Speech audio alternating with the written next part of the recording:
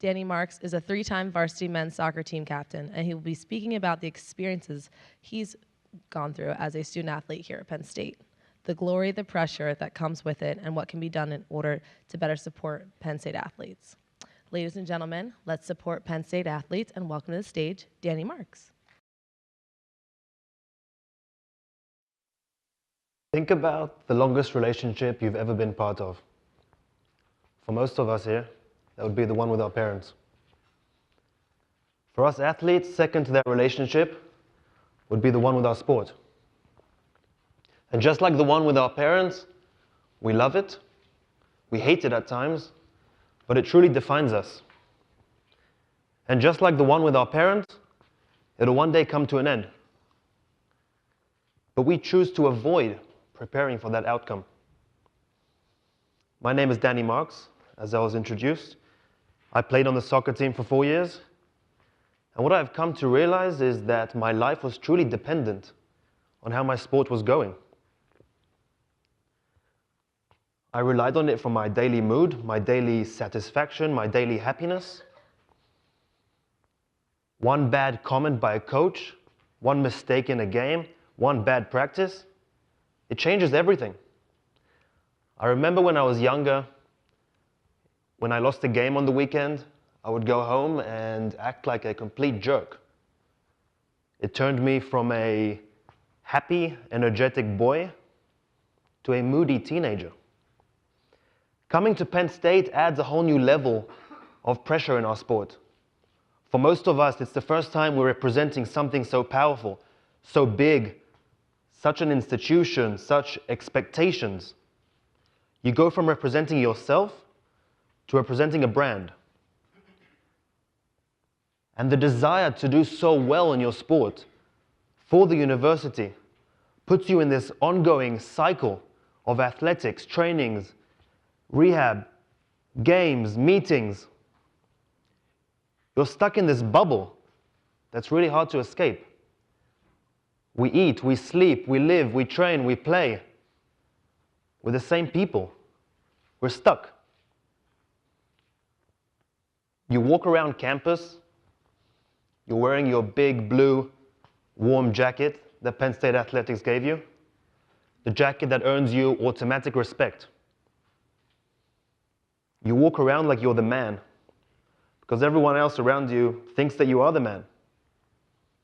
But what they don't know is, under that big blue jacket, there's a young boy or girl, nervous, scared to show up to practice, terrified of seeing their coach, desperate for a second to breathe.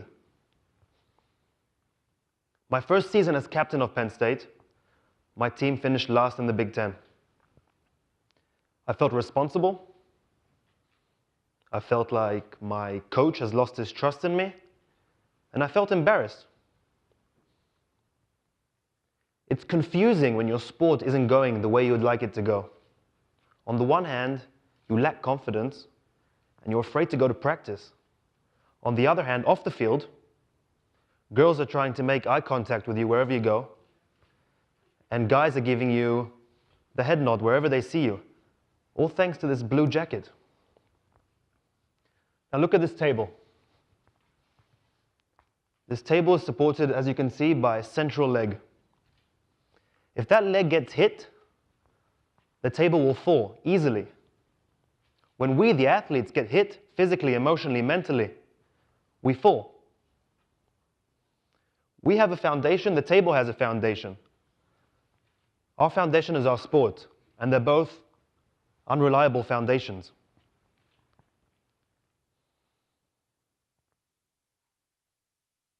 We need to help athletes reach out of this bubble, expand their foundations.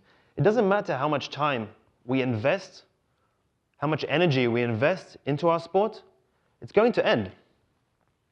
And it's going to end sooner than we think. And even before it ends, it's very important to remember that a large portion of athletes do not even get to participate in competition. And from the ones that do, a tiny percentage of them will even get any sort of opportunity to keep playing at a high level post-graduation.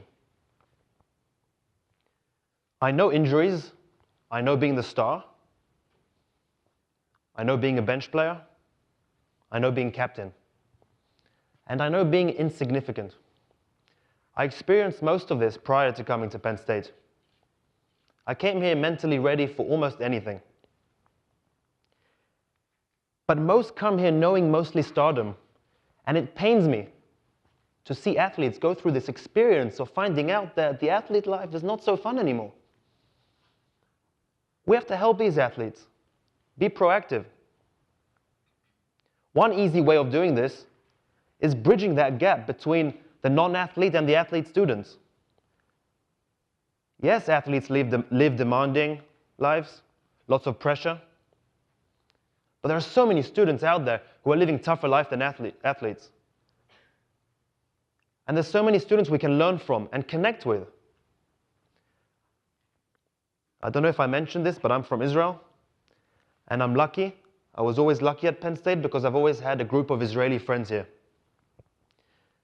This gave me a second to breathe, a second to laugh, a second to not think about my coaches or teammates. It gave me an opportunity to connect with people that are not soccer players, learn from them, gain perspective. Most do not have this. There are over 1,000 student organizations on campus. There is something for everyone. We just need that little push, that incentive to step out of our comfort zone, which isn't really so comfortable, and find something or someone to connect with. I'm not a doctor. I don't know how to medically help student athletes who are struggling. But I do believe that by expanding our foundation and by helping the athletes step out of this bubble, it'll be proactive. Step number one to helping athletes who struggle is to identify who they are.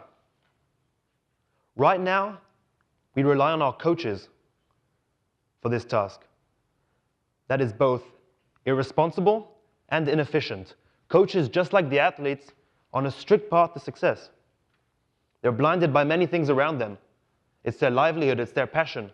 They want to win, and they're expected to win, especially at a place like Penn State. It's unrealistic to think that they have the time, the resources, the ability to be able to identify student athletes who are struggling, and more than that, help them. And even more than that, the player-coach or athlete-coach relationship will almost never allow for that complete transparency that's needed for the athletes to seek help. Athletes need to feel completely comfortable and safe in order to open up and seek this unjudged and unretaliated help. Penn State's athletic department has to involve more third-party neutral personnel that can come in for the sole purpose of identifying and helping these athletes who struggle. Only with complete transparency and genuine intent will we be able to change lives, one table leg at a time. When I was a kid, I truly believed that I'd be playing soccer at the highest level. I truly believed that I'd be playing for Manchester United, the greatest soccer club in the world. And that belief is necessary. If you don't believe that you'll climb to the top, what's the point in even trying to climb to begin with? But once you are on that climb, you're so focused, you're so dedicated, that you miss out on all these opportunities, connections, people, experiences around you. Being a student athlete, being in college offers a second chance for athletes who are on this climb, who are stuck on this climb. It gives you a second chance to make up for all these missed opportunities and experiences. So it should be of our interest to do everything we can in order to help these student athletes utilize and benefit from their college years. The athletes have the responsibility of continuing their athletic development and representing the university to the best of their capabilities and win. But the athletic department, the university, have the responsibility of assuring mental stability for every single student athlete out there. And more than that, preparing them as best as they can for their inevitable non-athletic future.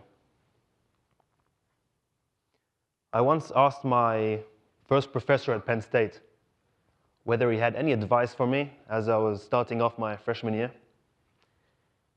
He told me that I should join something else, be part of something else besides the soccer team. It'll teach me about people, it'll teach me about Penn State, offer perspective, provide me with a foundation.